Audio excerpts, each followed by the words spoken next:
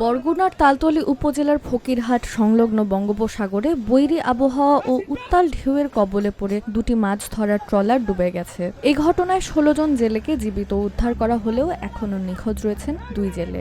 মঙ্গলবার রাত ৮টার দিকে উপকূল থেকে প্রায় ৩০ কিলোমিটার দক্ষিণে এই দুর্ঘটনা ঘটে। জেলেদের সঙ্গে কথা বলে জানা যায়, মঙ্গলবার সকালে ১৮ জন জেলেকে নিয়ে দুটি ট্রলার ইলিশ শিকারের উদ্দেশ্যে গভীর সমুদ্রে যায়। রাতে হঠাৎ বৈরী আবহাওয়ায় সমুদ্র উত্তাল হয়ে উঠলে প্রথমে একটি ট্রলার ডুবে যায়। তখন ওই ট্রলারের জেলেরা অন্য ট্রলারে আশ্রয় নেন, কিন্তু কিছুক্ষণ পর প্রবল ঢেউয়ের আঘাতে দ্বিতীয় ট্রলারটিও ডুবে গেলে ১৮ জন জেলেই সাগরে ভেসে যান। কয়েক ঘন্টা সাগরে ভেসে থাকার পর রাত ৩টার দিকে অপর একটি মাছ ধরার ট্রলারের জেলেরা ১৬ জনকে জীবিত উদ্ধার করেন। পরে তাদের পটুয়াখালী মহিপুর উপজেলার স্বাস্থ্য কমপ্লেক্সে ভর্তি করা হয়। তবে এখনও নিখোঁজ রয়েছেন তালতলীর সোনাকাটা ইউনিয়নের কালাম পাইকার ও শহীদ নামের ২ জেলে। কোস্টগার্ড জানিয়েছে, বৈরী আবহাওয়া ও উত্তাল সাগরের কারণে বুধবার বিকেল পর্যন্ত উদ্ধার অভিযান শুরু করা সম্ভব হয়নি। আবহাওয়া অনুকূলে এলে নিখোঁজ ২ জেলেকে উদ্ধারে অভিযান পরিচালনা করা হবে। এদিকে তালতলী উপজেলা প্রশাসন জানিয়েছে,